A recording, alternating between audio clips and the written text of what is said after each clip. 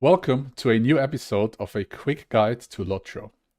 In today's episode, we are going to talk about and showcase Annuminas. Annuminas is a city which was founded by Elendil towards the end of the Second Age after the destruction of Numenor. The city was established to serve as a capital for the Kingdom of Arnor. Arnor was one of the Kingdom of Men which was established by the remaining Numenorians that survived the destruction of Numenor. Usually the Kingdom of Arnor is found in Eriador, and we still see some remainings of the kingdom everywhere. After Isildur's death at the Battle of Gladdenfield, where he lost the ring and everything, the city of Annuminas lost its reputation. It is also written in the books that a decline in the human population was found.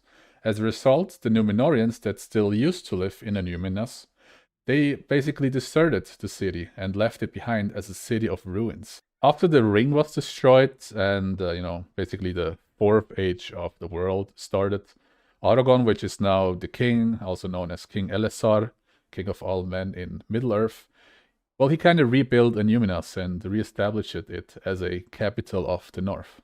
In the current timeline of the game, The Lord of the Rings Online, the city itself is not yet rebuilt yet. It is still set before the ring was even destroyed. So nowadays, we will still find the city as basically ruins. Even though the city is now kinda, well, deserted for the last 2000 years, and with the current storyline with Fair, it's kinda reoccupied by the force of Angmar and a bunch of Dunedain rangers, the city is still very rich in lore that we can explore here in the game. And in today's video, I'm going to show you and guide you through the places that we can find here. So we are here now at a beautiful sunrise, I guess. Well, it's at least not raining. I was kind of waiting for this moment in game. It was raining like the past 2 in-game days. We're going to start that tour today through Annuminas. And if you like the video, then, well, you can leave a like here on YouTube and a subscription if you want to see more. Otherwise, enjoy the video and have fun. Thank you for watching.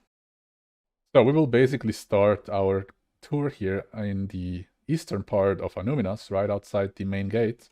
And this place is called Men Erain, which is the place for the tombs of the 10 High Kings of Arnor, basically, that reigned here in Annuminas. I will show here a list on the video, basically what those kings were called. Each grave kind of has its own unique thing. Here, for example, in the tomb of Arantar, you will find a lot of Angmarims.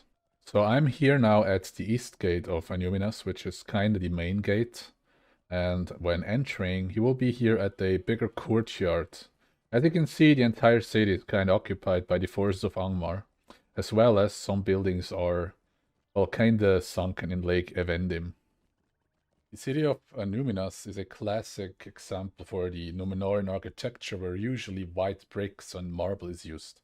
This can also be seen in similar cities which were constructed at around the same time, such as Minas Anor, which is later on called Minas Tirith, Minas Ithil, which is later on called Minas, well, turned into Minas Morgul, and Osgiliath. So in the game, Annuminas has those, what I'm not sure how to call them, probably battle points, and that can be either rangers of Dunedain or Angmaring occupied. And basically what you have here is NPCs of both sides that would fend off waves of the occupy out of the other side. So if they get defeated, this point would basically turn into the opposite color. Annuminas, since it's located on the lake, also has a port, or, well, had a port, which is basically over there. And yeah, here at the port of Annuminas, there's sometimes a few quests that get missed while questing in Evendim.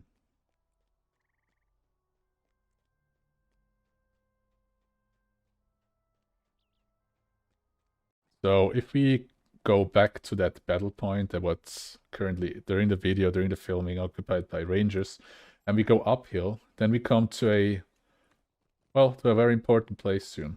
If we keep going here, and here, then we come basically to a checkpoint in the city. So this is called Echat Gartadir, which is a ranger camp where you can trade, for example, the Annuminas armor set, which sometimes is pretty good for level 50 for some classes.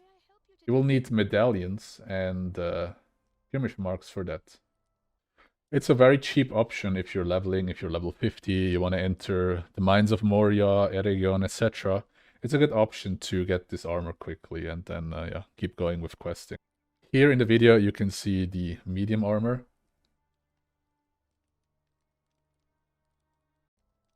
This would be the light armor skin. And this would be the heavy armor cosmetic. Feel free to pause the video if you want to have a closer look at it. So another thing that I really like, if you talk to this guy here, he will sell you lembas for some marks and medallions, which is a pretty good food for regeneration, or leveling, for example. So, yeah, let's leave this place and let's keep going uphill. So Annuminas has a bunch of dungeons, and one entrance to one of those dungeons would be over there to the right. So over here we would have the entrance to the dungeon Glinghunt, which are the gardens of Annuminas. I will quickly show you how it looks inside. So this is how it looks like inside, and well, as I said, Annuminas is basically abandoned for around 2000 years. So what you will find is a garden that wasn't taken care of for 2000 years, basically. And there's a bunch of ghosts inside that kind of evolved here. Okay, so I just exited the dungeon and I will keep going now towards the keep of Annuminas. Here at Treebeard is another battle point, basically, which is now occupied by the rangers.